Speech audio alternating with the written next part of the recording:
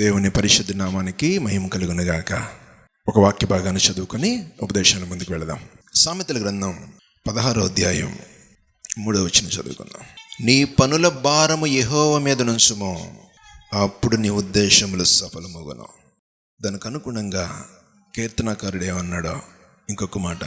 కీర్తన 55:22 మొదటి భాగం. నీ భారము యెహోవా మీద మోపుము, ఆయనే నిన్ను ఆదుకొనును. నీ పనుల భారము యెహోవా మీద నుంచుము, అప్పుడు నీ ఉద్దేశములు సఫలమవుతాయి. నీ భారాన్ని చూసి విడుదలనిచ్చేది ఆయనే. మన భారం మరి ఎవరి మీద ఎత్తనం? అసలు మనిషి కుటుంబంలో ఎన్ని రకములైన భారములు ఉంటాయి? ముఖ్యంగా ఎన్నో, కానీ ప్రామాణికంగా ప్రతి కుటుంబము కూడా ఎదుర్కోవలసిన పరిస్థితులు ఉంటాయి. పనుల భారం ఒకటి, 2 ఆర్థిక భారం, 3 అనారోగ్యకర భారం. ఈ 3 కంపల్సరీ ఉంటాయి ఉండవా? మరి ఆయన ఏమంటున్నాడు? నీ పనుల భారమును అని అంటే అంతేనా అని వాళ్ళు చూస్తే, నీ భారము యెహోవా మీద మోపము. కీర్తనకారుడు అది ఏదైనా కానీ ఆయన మాత్రమే చేయగలడు అని చెప్తున్నాడు. ఇట్టి పరిస్థితి నుంచి విడిపించగలిగిన శక్తివంతుడైన దేవుడు ఏ పరిస్థితిలో కలిగి ఉంటే విడిపిస్తాడో అనేది ఒక 2-3 భక్తులు మేము ముందుకు తీసుకొస్తాను. వారి జీవితంలో ఉన్న ఒక ప్రామాణికమైన పాఠం. ఈ రోజున నీకు భయంకరమైన విడుదల కలగాలి. ఏ విషయంలో నువ్వు బాధించబడుతున్నావో నాకు తెలియదు, ఏ భారం మొయ్యలేకపోతున్నావో తెలియదు, ఏ వేదనకరమైన పరిస్థితులు నిన్ను నాశనము వైపుకు నడిపిస్తున్నాయో నాకు తెలియదు. జాగ్రత్తగా ఆలకించు. మధ్యాహ్న కాలం నీ భారం అంతటిని మోయగలిగిన వాడు ఒకడు ఉన్నాడు. ఆయనను వెంబడిస్తున్న క్రమంలో ఒక 2-3 భక్తులను మీ దృష్టికి తీసుకొస్తా. జగమెరిగిన వాక్యాలే బిడ్డలారా, గమనించండి. వాక్యము నీతో మాట్లాడుతున్నప్పుడు దేవుడు పదే పదే దానికి లోబడి ఉండిపోవటానికే ఇంకొకసారి హెచ్చరికతో మాట్లాడుతున్నాను. ఒక ఆలోచన చేయి. ధిక్కరించే స్వరముతో నీ భక్తి జీవితాన్ని నువ్వు నాశనం చేసుకుంటే కయ్యూను ఏమైపోయాడు? దేశ దిమ్మరైపోయాడు. గమనించండి. మొదటిది నిర్గమాకాండం 2వ అధ్యాయం 23-24 వచనాలు. తమ వెట్టి పనులను బట్టి వారు పెట్టిన మొర దేవుని యొద్దకు చేరిన. స్తోత్రం చెప్పండి దేవునికి. వారు మొయ్యలేని భారం వారి మీదడిపోతుంది, చేయలేనిపోయిన పరిస్థితి. ఏం జరుగుతుందో తెలియదు, అసలు ఎట్లా చేస్తున్నారో తెలియదు. ఆ భారాన్ని తట్టుకోలేని పరిస్థితిలో, ఆ శ్రమలలో ఉండే దేవుని వైపు చేతులు చేసి అడుగుతున్న సందర్భాన్ని మీ దృష్టికి తీసుకొచ్చాను. నీ వల్ల కాని పరిస్థితిలో దేవుని వైపు తిరగగలిగితే, ఆయనకి నీ చేతులు చాచి ఆయన అడగగలిగితే, బిడ్డలు గమనించండి. ఇక్కడ అప్పటి వరకు 430 ఏళ్ళు మగ్గిపోయారు. కొన్ని తరములు అక్కడ గతించిపోయినాయి. వారి భారం అధికమైపోయింది. చేసే పరిస్థితులు లేదు. శక్తి సన్నగిల్లిపోతుంది. తట్టుకోలేని పరిస్థితి, వేదనకరమైన పరిస్థితులు వారిని చుట్టుముడితే సర్వశక్తివంతుని దేవుని వైపు తిరిగారు. ఆ భారం ఆయన మాత్రమే తీర్చగలడు అన్నప్పుడు నమ్ముతున్నారు. ఈ విడుదల ఆయన ఇవ్వగలడు. ఆయనే దిక్కు. ఎప్పటికీ 400 ఏళ్ళు గడిచిపోయినాయి. సర్వశక్తివంతుడైన దేవుని వైపు చూసిన పరిస్థితులలో 24.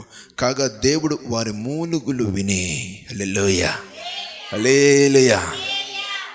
ఎంత చక్క గొప్ప మొరండి అది. దేవుడు విన్నాడంట. సాక్ష్యం.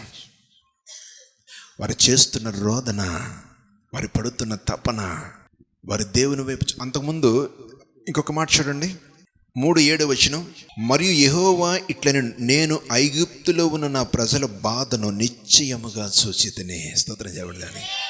కొన్ని తరాలు గడిచిపోయినాయిగా, అదే బానిసత్వంలో మగ్గిపోతున్నారుగా. చూడలేదు అప్పుడు, చూస్తున్నాడు. కానీ ఎప్పుడు కనికరించాడు? ఆయన వైపు తిరిగారు. స్తోత్రం చెప్పండి దేవునికి. ఇంకా మేము పడలేమయ్యా, ఈ బాధల నుంచి విడిపించేది నీవే, ఈ పని భారం నుంచి తప్పించగలిగిన వాడు నీవే అని ఆయన వైపు తిరిగితే, వారు పడుతున్న బాధన, యాతనకరమైన పరిస్థితులు నిశ్చయముగా అంటే చూచితిని, ఖచ్చితంగా చూచితిని అని చెప్తున్నాడు. హల్లెలూయా. చూస్తాడు అందరినీ. ప్రపంచం మీద సంచరిస్తుంటాడు ఆయన కళ్ళు, ఆయన నేత్రాలు. ఆ నేత్రములలో నువ్వు రోదన చేస్తున్న విధానం కనపడితే, స్తోత్రం చెప్పండి దేవునికి, నేను ఖచ్చితంగా చూశానంటే ఆ సాక్ష్యం నీ పట్ల కార్యం చేయటానికే. ఆయన విని చూస్తే ఆ బతికెట్టే ఉంటుంది. లేయా మీద తన దృష్టి ఉంచెను అని ఉంటుంది వాక్యం. ఆమె గర్భము పండి ఎటువంటి దీవెనకరమైన పరిస్థితులు దేవుడు, ఎలాంటి గోత్రకర్తను దేవుడు ఉద్భవింపజేశాడు. ఏ పరిస్థితుల్లో ఆ తల్లిని దీవించాడు? తల్లిదండ్రులు మోసం చేసేశారు, భర్త చిచ్చి నాకు వద్దన్నాడు, ఆయన చూశాడు. ఇశ్రాయేలు 430 సంవత్సరముల చెరలో మగ్గిపోతున్న పరిస్థితులను బట్టి దేవాది దేవుడు విని చూసి ఖచ్చితంగా వారితో ఉండటానికి విడిపించడానికి భూమి మీదకి దిగొచ్చాడంతే. స్తోత్రం చెప్పండి దేవునికి. హల్లెలూయా. నువ్వు అడగాలి, నా భారం ఇదయ్యా అని ఆయన మీద వేయాలి. ఈ పరిస్థితిలో ఉన్నాను ప్రభు అని ఆయనకి తెలియపరచాలి. ఆడికి ఈడికి ఇంకొడికి ఉపయోగం ఏముంటుంది బిడ్డ? ఆయన రావాలి. కానీ నీ నోటిని నవ్వును కలగజేసేది ఆయన అయి ఉండాలి. ఆ నవ్వు శాశ్వతంగా ఉంటుంది. అది ఆయనకి తెలియపరచడానికి ఏది నీకు వారదే? ప్రార్థన. ఈ వెట్టి పరిస్థితులు, వెట్టి పనులను బట్టి ఇశ్రాయేలుని జ్ఞాపకం చేసుకుని భూమి మీదకి వచ్చావే, నేను నిన్ను నమ్ముకున్నానయ్యా అని అడిగే ప్రార్థన, ఒక దీనస్థితి. ఇంత సమయం ఇచ్చిస్తున్నాం కదా, ఇంత కృపనిచ్చిన ప్రభా, రేపు కూడా నన్ను జ్ఞాపకం చేసుకోయా, ఇప్పటి వరకు నన్ను జ్ఞాపకం చేసుకున్నది నువ్వే, నన్ను దీవించింది నువ్వేనే, మళ్ళీ నేను వెళ్తాను అని చెప్పే విధానం అన్నా ఉందా అని చూస్తే, కరుణ కలిగిన నా తండ్రి విని ఈ భూమి మీదకి వచ్చి వారికి కృప చూపించి సంపూర్ణమైన విడుదలను అనుగ్రహించి, ఎంత వెట్టి చాకిరీ చేసి జీవితాన్ని కొనసాగించారో, ఎట్టి వెట్టి చాకిరీలో వారు నలిగిపోయారో, మగ్గిపోయారో, సర్వోన్నతుడైన దేవుడే ఆధారమయ్యుండి వారు నడిపిస్తూ, మళ్ళీ ఎవడు కూడా పనిచేయలేక 40 ఏళ్ళు వేసి రక్తం వేసే అన్నం పెడతాం తింటమే, మన్నా కురిపించేయడం, మోసం కావాలంటే ఇచ్చేయడం, ఎడారులు నడుతున్న నీళ్ళు లేవా, బండలో నీళ్ళు, జీవము కలిగిన బండ ఆరితో పడి నడవటమే. హల్లెలూయా, హల్లెలూయా. ఏం చేస్తే ఇటు కృప వచ్చింది? భారం ఆయన మీద వేసారు. మనం ఏం చేస్తాం? ఎంతసేపు మన మీదే, మన తెలివి, మన జ్ఞానం. బిడ్డలారు గమనించండి, అన్ని లక్షల మంది తిరుగుబాటు చేసే పరిస్థితులు లేరు, నలిగిపోతున్న సందర్భం. ఆ సందర్భంలో గుర్తొచ్చింది యేసుక్రీస్తు ప్రభు. అయ్యో మమ్మల్ని కాపాడయ్యా, ఆయన ప్రార్థన చేస్తే దిగొచ్చాడు. ఆ సంబంధం కలిగి ఉండాలి. అది వారి పనుల భారము నుంచి విడిపించటమే కాక, జీవము కలిగిన దేవుడు తోడయుండి సమృద్ధికరమైన ప్రాంతానికి నడిపించడానికి వారితోనే నడిచి వారిని ఆ ప్రాంతంలోనికి నడిపించాడు. స్తోత్రం చెప్పండి దేవునికి. హల్లెలూయా. ఇంకొక సందర్భాన్ని మీ దృష్టి తీసుకొస్తాను చూడండి. 2వ రాజుల గ్రంథం 4వ అధ్యాయం. అంతటా ప్రవక్తల శిష్యుల్లో ఒకని భార్య, నీ దాసుడైన నా పెనిమిటి చనిపోయెను, అతడు యెహోవా యందు భక్తి గలవాడై ఉండెనని నీకు తెలిసే ఉన్నది. ఇప్పుడు అప్పులవాడు నా 2 కుమారులు తనకు దాసులుగా ఉండుటకై వారిని పట్టుకొని పోవుటకు వచ్చినాడని ఎలీషాకు మొరపెట్టగా, ఆర్థికకరమైన భారాన్ని బట్టి సర్వశక్తివంతుడైన దేవుని ఏ స్థాయిలో వచ్చిందా తల్లి? 2 బిడ్డలనట చేత్తో పట్టుకుని దేవుని సన్నిధికి వచ్చి, ఏంటి అప్పటికి భర్త చనిపోయాడు, సొంతూరే, తన భారాన్ని ఎక్కడికి వేయడానికి వచ్చింది? ఎవరి మీద ఉంచడానికి వచ్చింది? వచ్చి ఏమడుగుతుంది? నా పరిస్థితి ఏంటి? అసలు ఎంత గొప్ప మాట తెలుసా? అతడు యెహోవా యందు భక్తి గలవాడై ఉండెనని నీకు తెలిసే ఉన్నదే. నా భర్త ఎట్లా అంటాడో నీకు తెలుసు, ఎంతటి భక్తిగా చేశాడో. ఆయన భక్తిని కొనసాగించే విధానంలో భార్య, యోబు భార్య లాగా చిచ్చి అని దేవుణ్ణి విస్మరించలా. దేవుణ్ణి కలిగి ఉంది కాబట్టి భర్త చేస్తున్న భక్తి పట్ల ఆయన గతించిపోయిన తర్వాత కూడా చేయగలిగింది ఆయనే అని ఏకీభవించి దేవుని సన్నిధికి వచ్చి అడుగుతుంది. ఈ ఆర్థిక భారముని, అప్పుల భారాన్ని మా నుంచి తొలగించు ప్రభువా. ఈ కలిగిన సంతతిని అప్పుల వారు తీసుకెళ్ళిపోవడానికి సిద్ధపడి వచ్చారు. ఈ బిడ్డలను చూస్తే నేను వారికి ఇవ్వలేని పరిస్థితి. భక్తి కలిగిన వాడే కదా నా భర్త. ఆ భక్తిని కొనసాగింపులోనే మందిరానికి రాగలిగింది, లేకపోతే ఎక్కడికి వెళ్తుంది? భర్త చనిపోయాడు, ఎంత భక్తి చేసావు, నీకేమన్నా ఉందా? ఈ అప్పులు తెచ్చిపెట్టావు, ఈ కుప్పలు తెచ్చిపెట్టావు, నీ దారి నువ్వు చూసుకున్నావు, ఇక ఏంటి పరిస్థితి అని చెప్పేసి ఎక్కడికి వెళ్తుంది? ఉంటే కన్నోళ్ళ దగ్గరికి వెళ్తుంది, లేదా సొంత మనుషులు ఎవరైనా సాయం చేసి ఉండి వెళ్తుంది. భక్తి కలిగింది కాబట్టి, దేవుని రుచి తెలుసుకుంది కాబట్టి దేవుని మీద వేయటానికి పరిగెట్టుకొచ్చింది. స్తోత్రం చెప్దామనికి. హల్లెలూయా, హల్లెలూయా. ఆయనకు వస్తే దీవెనకరమైన పరిస్థితులు వచ్చినాయా? కొంపలో ఉంటే వస్తాయా? మరి అది దేవుని సన్నిధి దేనికి క్రమం? నీకు ఆరోగ్యం లేనప్పుడు తనకు హాస్పిటల్ కాదు. నీకు అర్థమవుతుందా? ఇక దరిద్రమే పట్టుకుందే, దేవుడి దగ్గరికి వెళ్తే దొరుకుతుంది అనేది మంచిదే. కానీ నీకిచ్చిన ఉజ్జీవమైన ఆరోగ్యముతో దేవుణ్ణి మహిమపరిచే స్థాయిలో ఉండాలి. అంతటి గాయమైపోయిన పరిస్థితిలో కూడా, నలిగిపోతున్న పరిస్థితిలో కూడా అప్పులలో వచ్చి మీదడిపోతే భర్త చనిపోయాడు, ఏం కడతదిలే తల్లి, ఎక్కడి నుంచి వచ్చి కడుతుంది, ఏదో ఉన్నప్పుడు కడుతుందిలే అమ్మ జాగ్రత్తగా బతుకు అని చెప్పినాడు ఒక్కడు లేడు. వడ్డీలోడు చెప్తాడా, ఒక కాసిస్తే 4 కావాలి జక్క ఇలాగే రక్తం చేయం. అదే పరిస్థితులు నువ్వు కడతావా, నీ బిడ్డలు తీసుకెళ్ళిపోమంటావా అని ఇచ్చే మాకు అని. ఆమె వచ్చిన ఆ తల్లి అక్కడికి వచ్చి అడిగిన విధానం, అయ్యా భక్తి గలవాడని నీకు తెలుసు కదా. పూర్ణమైన విడుదల. ఆమెకి ఆర్థిక పరిస్థితిని అంతటినీ చక్కబెట్టగలిగిన దీవెనకమైన కృపతో ఇంటికి వెళ్ళిపోయింది. ఆయన మీద వేసింది కాబట్టి ఆయన తీర్చాడంతే. ఆ భారం, వారి పనుల్లో వారు పడుతున్న తపన తాపత్రయం, నలిగిపోతున్న విధానం, అయ్యో ఇక మేము చేయలేమని ఆయనకు అప్పగించుకునే విధానాన్ని బట్టే వారు విడిపించబడ్డారు, కనాను చేర్చబడ్డారు. స్తోత్రం చెప్పండి దేవునికి. హల్లెలూయా. ఈ తల్లి అదే రకముగా తన బిడ్డలతోనే ఉండటానికి, తన బిడ్డల పట్ల తనతో గడపటానికి అప్పులన్నీ ఒక్క దెబ్బతో రక్తమే చేయం. మీకు అర్థమవుతుందా? ఈరోజు ఏమీ లేని పరిస్థితే, కానీ ఆయన ఉంటే సమస్తం కలిగి ఉంటాం. ఆయన లేకపోతేనే ఇబ్బంది. అంత ధైర్యం ఎక్కడి నుంచి వచ్చింది అసలు? అంత ధైర్యం దేవుని సన్నిధికి వెళ్ళటానికి ఎక్కడి నుంచి వచ్చింది? భక్తి జీవితమే.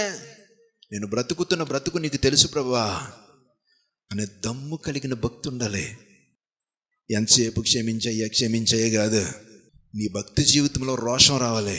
ఒక మగసిరి కలిగిన ప్రార్థన, నా దేవుడు నాతో ఉన్నాడా, ఆయన్ని మాత్రమే నేను ఆరాధిస్తున్నాను, ఆయన్ని మాత్రమే నేను కనపరుస్తున్నాను అనే ఒక తెగింపు కలిగిన భక్తి. హల్లెలూయా. ఆర్థిక పరిస్థితులను చక్కబెట్టడానికి నీ భారం ఎవరి మీద వేయాలా?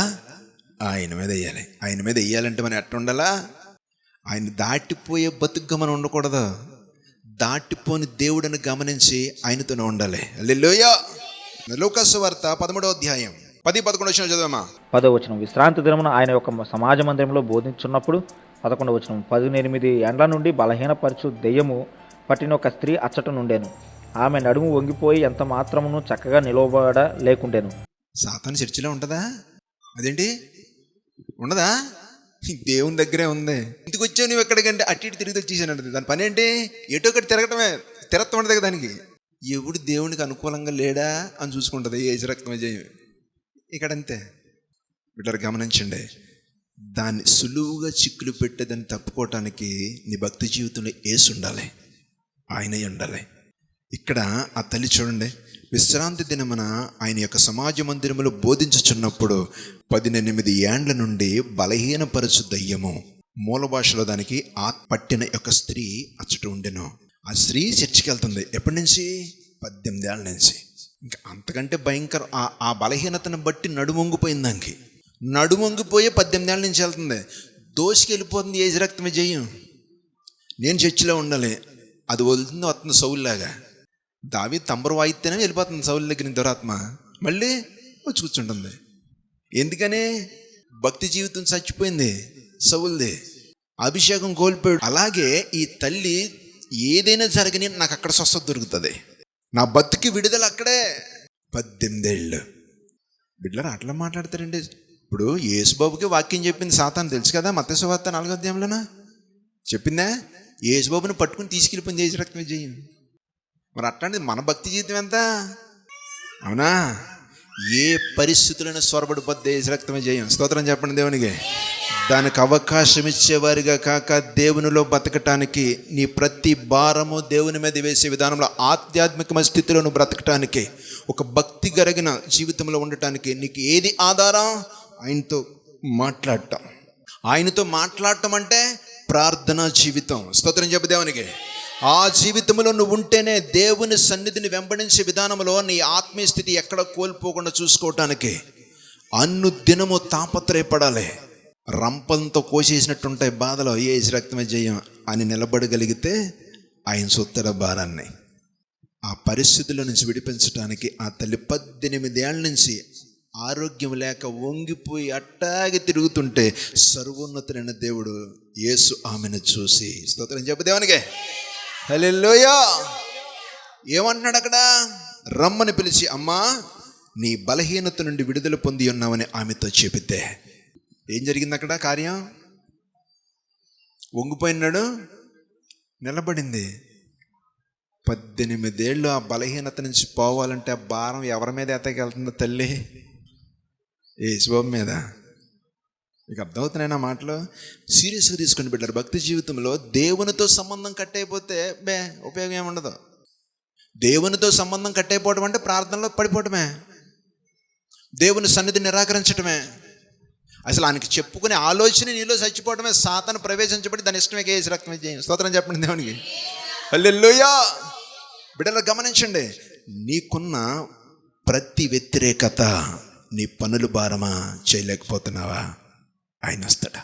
ఆర్థిక పరిస్థితి, తట్టుకోలేని బాధలా, నిలబడి బిడ్డ, ఆయన కృప చూపిస్తాడా? అనారోగ్యకరమైన పరిస్థితుల విడుదల ఆయన దగ్గర దొరుకుతుంది. సంపూర్ణంగా దొరుకుతుంది. 18 ఏళ్ళు వంగిపోయి నడాన్ని బాగు చేయాలంటే ఏ డాక్టర్ వల్ల అవుద్ది? ఎవడన్నా అవుద్దా? మరది దేవుని సన్నిధిలో అట్టి కృపతో ఏర్పరిచాడు. ఆ పరిస్థితిలో నీ బ్రతుకును కొనసాగించడానికి మీకు అర్థమైందా? నీ పనుల భారం ఎవరి మీద వేయాలి? ఆయన మీద.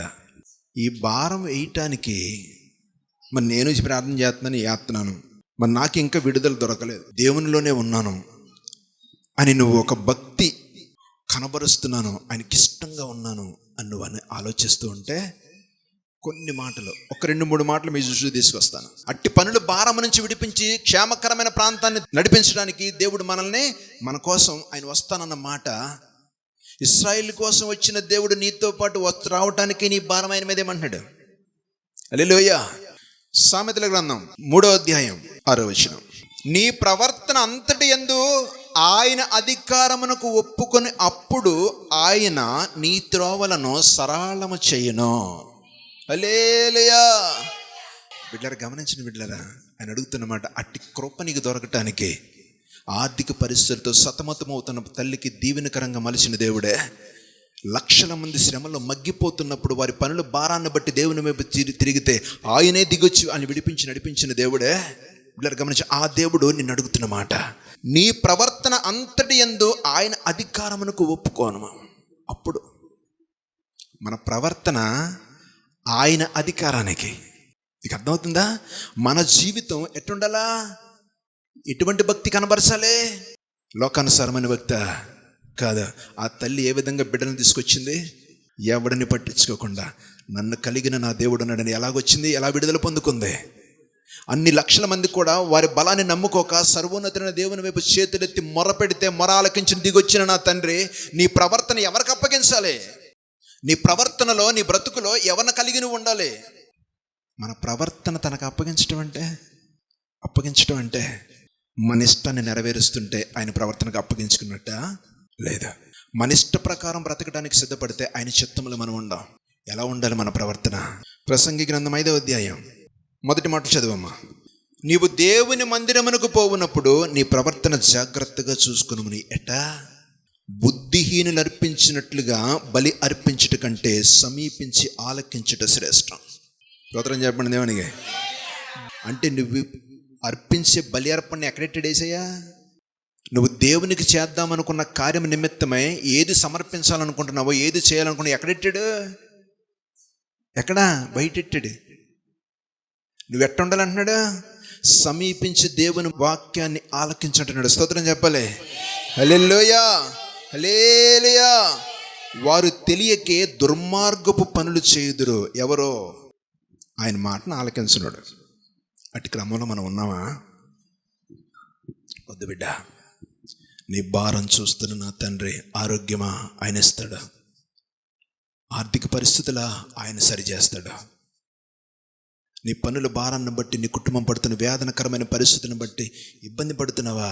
ఆయన చేస్తాడు. కానీ నీ ప్రవర్తన అంతటికీ ఆయన క్రమానికి అప్పగించుకుంటే, హల్లెలూయా, హల్లెలూయా. 2వ వచనం, నీవు దేవుని సన్నిధిని అనాలోచనగా పలుకుటకు నీ హృదయమును త్వరపడనీక నీ నోటిని కాచుకోము. ఇది చాలా జాగ్రత్త. దేవుని వాక్యము నీ దగ్గరకు వస్తున్నప్పుడు అనాలోచనకరమైన మనస్తత్వంతో నీ బ్రతుకును కొనసాగించక నాతో దేవుడు మాట్లాడుతున్నాడా అనొక ఆసక్తి. ఎందుకు? నీ నోటి నుంచి వచ్చే మాటకి జవాబుదారి నీవే. కాచుకొమ్ము అని చెప్తున్నాడు. ఎందుకు? నీ స్వతంత్రత ఇచ్చాడు. నువ్వు నిలబడు అని చెప్తున్న దేవుడు. అది క్రమం. నీ ప్రవర్తన ఆయనకు అప్పగించుకునే విధానంలో అట కాచుకుని ఉండాలా. ఏది సిద్ధపరచుకోవాలంటే ప్రార్థన సిద్ధపరచుకోవాలి. ఉదయకాలమున ఆయన వచ్చేటప్పటికి ఏ సమయం అయితే నువ్వు ఏర్పరచుకున్నావో ఆ సమయానికి నువ్వు ఏది అడగాలో సిద్ధపరచుకోవాలి. దావీదు వల్లే ప్రార్థన. వ్యతిరేకమైన ద్వారాని వ్యతిరేకమైన పరిస్థితుల్లో మాట్లాడటానికి నీ నోటిని కాచుకోమంటున్నాడా? స్తోత్రం చెప్దేవనికే. హల్లెలూయా, హల్లెలూయా. దేవుడు ఆకాశం ముందున్నాడు, నీవు భూమి మీద ఉన్నావు. కావున నీ మాటలు కొద్దిగా ఉండవలేనా? నీ మాటలు కొద్దిగా ఉండవలనంటే ప్రార్థన జీవితం కొద్దిగా ఉంటుంది మంది కదా. నీ మాటలు కొద్దిగా అన్నాడు యేసయ్య. చాలు, 2 మాటలు చెప్పి హల్లెలూయా స్తోత్రం ఆమేన్ నీకు వెళ్ళిపోతామే. నీ మాటలు నీ వ్యతిరేకమైన ధోరణి కొద్దిగా ఉండాలి. అసలు ఉండకూడదు. దేవునికి వ్యతిరేకత ఉండకూడదు. మనం బ్రతుకుతున్న బ్రతుకులో దేవుణ్ణి కలిగి ఉండే సమయం విస్తారంగా ఉంది. బిడ్డలారా, మన జీవితంలో మనం చేస్తున్న పనులను బట్టి బాధించబడుతూ ఉంటే నీ భారం ఆయన మీద ఏమని అడుగుతున్నాడు? అడుగుతున్న దేవుడు నీ ప్రవర్తనకి ఆయనకు అప్పగించంటున్నాడు. ఆయన అధికారి ఉండే విధంగా, నీ పరిపాలకుడు ఆయన ఉండే విధముగా. స్తోత్రం చెప్పు దేవునికి. హల్లెలూయా, హల్లెలూయా. ఆ పరిస్థితులు లేక నువ్విచ్చే బలులను బట్టి దేవుడు ఒక మాట చెప్తున్నాడు. అది చెప్పి మేము ముగిస్తాను. యెషయా గ్రంథం 66వ అధ్యాయం 3వ వచనం చదవమ్మా. ఎద్దును వధించువాడు నరిని చంపువాని వంటి వాడే, గొర్రె పిల్లను బలిగా అర్పించువాడు కుక్క మెడను విరుచువాని వంటి వాడే, నైవేద్యము చేయువాడు పంది రక్తము అర్పించువాని వంటి వాడే, ధూపము వేయువాడు బొమ్మను స్తుతించు వాని వంటి వాడే. తమకిష్టమైనట్లుగా త్రోవలను ఏర్పరచుకొని వారి అసహ్యమైన పనులు తమకే ఇష్టముగా ఉన్నవి. ఆయన నిమిత్తమై చేస్తున్న పనిలో, ఆయనకి ఇస్తున్నానని చేస్తున్న పనిలో ఏం జరుగుతుంది? నరహత్య చేసిన వాడితో సమానం. స్తోత్రం చెప్పండి దేవునికి. గొర్రె పిల్లను బలిగా అర్పించేవాడు కుక్క మెడను విరుచువాని వంటి వాడే. స్తోత్రం చెప్పు దేవునికి. హల్లెలూయా. అంటే ఇవన్నీ ఎందుకు చెప్తున్నాడు? అసలది లేకుండా మన జీవితాన్ని ఆయనకు అప్పగించుకునే విధానంలో మన ప్రవర్తన అంతటి మీద అధికారిగా ఆయన ఉంచకుండా ఏదో రకంగా ఆయన తృప్తిపరుస్తున్నాను అనుకుంటే కుదరదు. అది శాపమే. హల్లెలూయా. నువ్వు ప్రామాణికం, దేవునికి దగ్గరగా నువ్వు ఉండాల. తర్వాత ఇశ్రాయేలుకి ఎప్పుడేమన్నాడు? భూములు ఇచ్చాడు, యేసు రక్తం జయం, ఇల్లు ఇచ్చాడు, చక్కని పంటలు ఇచ్చాడు, వర్షం కురిపించాడు, పాలు తేనెలు ప్రవహించే దేశాన్ని ఇచ్చాడు. అప్పుడు ఈయండే నా యాజకులకి దశంభాగం తీసి వాళ్ళకి ఇచ్చాడు అన్నాడా? ఏమి లేకపోతే అప్పు చేసేమన్నాడా? నువ్వు అప్పు చేసి తీసుకొచ్చి ఇచ్చేయి, ఇంటికి వెళ్ళేటప్పుడు నీ బ్యాంక్ రుణం కొట్టేస్తాడు యేసయ్య. ఈ బోధలు ఉన్నాయి మరి, కానీ ఈ బైబిల్లో మరి లేవు. మరి అటు వారందరినీ దేవుడు తన కృపలో కాపాడును గాక. స్తోత్రం చెప్పండి దేవునికి. ఎందుకంటే స్పష్టంగా నేను చూసా ఇక్కడ ఎట్టరు మీటింగ్లో ఒక కౌంటర్ ఎట్టి యేసు రక్తం మొత్తం నిలువు దోపిడి. ఇదేంటి? ఆయన చెప్పిన మాట ఏంటి? ఇక్కడ జరుగుతున్నది తెలియదు. ఉపదేశము కింద బతకలా. నువ్వు ఉండాల్సిందే ఆయనకి అంగీకారంగా. నీ ప్రవర్తన మీద ఆయనకు అధికారం ఉండాలి. అధికారం ఉండాలంటే ఎట్టుండాలా? నీ భక్తి జీవితం ఆయనతో కొనసాగే విధంగా ఉండాలి. నీలో ఉన్న అపవిత్రంగా విడిచిపెట్టాలి, పాపాన్ని విడిచిపెట్టాలి. దేవునికి వ్యతిరేకంగా బతికే ఏది కూడా నీలో ఉండకూడదు. స్తోత్రం చెప్పు దేవునికి. నీకు కష్టం వస్తే యేసయ్య ఉన్నాడు. రోషం కలిగిన దేవుడు తన బిడ్డ హింస పడుతుంటేనో ఇబ్బంది పడుతుంటేనో చూస్తూ ఊరికినోడు కాదు. సమయం పడుతుందే తప్ప నిరీక్షణ నువ్వు ఆధారం చేసుకుని బతికితే జీవము కలిగిన దేవుడు 437 తర్వాత ఇశ్రాయేలు మొరపెడితే భూమి మీదకి వచ్చి నడిపించాడు, విడిపించి నడిపించాడు. తన భర్తను కోల్పోతే ఎవడ బంధువు ఎవడు లేడు యేసు రక్తం జయం. దేవుని సన్నిధికి వెళ్ళి ఏం చేయమంటావయ్యా? భక్తి గలవాడేగా, ఏం కావాలి తల్లి? స్తోత్రం చెప్పరే. హల్లెలూయా, హల్లెలూయా. 18 ఏళ్ళ నుంచి నలిగిపోతున్న పరిస్థితుల్లో కూడా దేవుని సన్నిధిని విడవక ఏం చేత నాకు విడుదల దొరుకుతుందని వెళ్ళిన తల్లి అంతే. సర్వశక్తివంతుడైన దేవుడు తనకున్న బలహీనత నుంచి విడిపించి ఇటు ఎన్నో ఈ రకంగా. కానీ నువ్వు బ్రతకలసింది ఆయన ప్రవర్తనకి అప్పగించుకోవాలి. నీ ప్రవర్తన ఆయనకు అంగీకారంగా ఉండాలి. మన మీద ఆయనకు అధికారం ఉండే విధముగా, మనల్ని పరిపాలించేవాడుగా ఆయన ఉండాలా. హల్లెలూయా. అటు పరిస్థితుల్లో దేవుడిని మనం కలగజేసుకొని సంపూర్ణమైన భద్రత మనకు అనుగ్రహించి నడిపించాలని, నీ భారం ఏదైతే ఉందో అది నా జీవము కలిగిన దేవునికి ఆయన మీద వేయటానికి నువ్వు సిద్ధపడితే, అనారోగ్యమా, ఆర్థిక పరిస్థితులా, తీర్చగలిగినది ఆయన. నీ పనులు భారం తట్టుకోలేకపోతున్నావా, విడిపించగలిగిన సమర్థుడు. మోకరించి ప్రార్థన చేద్దాం. పరిశుద్ధుడా, పరిశుద్ధుడా, పరిశుద్ధుడా, ప్రేమ కలిగిన మా తండ్రి, ఆది సంభూతుడా, యేసయ్యా, బిడ్డలందరినీ అప్పగిస్తున్నానయ్యా. ఎటువంటి భారము కలిగి వారి జీవితాలు కొనసాగిస్తున్నారో చూస్తున్నవాడవో, విడిపించగలిగిన వాడవో, విడిపించి నడిపించగలిగిన వాడవో, సమృద్ధిని కలగజేయగలిగిన వాడవయ్యా. నీ కృపే బిడ్డలకు తోడించమని ఈ టీవీ చూస్తున్న బిడ్డలను ప్రభా మీరు జ్ఞాపకం చేసుకోనండి. నీకు లోబడి బతకటానికి స్థిరపరిచి సిద్ధపరచమని, నీ వాక్యమనే ఖడ్గమ చేత నరకబడి ప్రతి పాపము నుంచి విడిపించబడి తండ్రి నీ మహిమార్థమై జీవించటానికి నువ్వు నివసించే వారిగా స్థిరపరిచి బలపరచమని, వారి పట్ల నీ కార్యములను జరిగించమని, వారి పనులలో ఎటువంటి భారము కలిగి వారి జీవితాన్ని కొనసాగిస్తున్నారో ఉపశమనమును కలగ చేయమని, వారి ఆర్థిక పరిస్థితులను, అప్పుల బాధను ప్రభావ విడిపించి నడిపించమని, శక్తివంతుడ వారి అనారోగ్యకరమైన పరిస్థితి నుంచి విడిపించమని, నీ ఆత్మతో బిడ్డలను ప్రభావ శుద్ధీకరించి రేపబడే విధానంలో స్థిరపరిచి బలపరచమని యేసు నామములో అడిగి వేడుకుంటూ నీ చేతులకు అప్పగిస్తున్నాను తండ్రి. ప్రభు యేసుని నమ్మాలి అందరూ, యేసుతో నడవాలి ప్రతొక్కరు. ప్రభు యేసుని నమ్మాలి అందరూ, యేసుతో నడవాలి ప్రతొక్కరు. జీవమిచ్చేదొక్కడే, నిత్య జీవమిచ్చేదొక్కడే, అతడే యేసునాథుడు, అతడే యేసునాథుడు.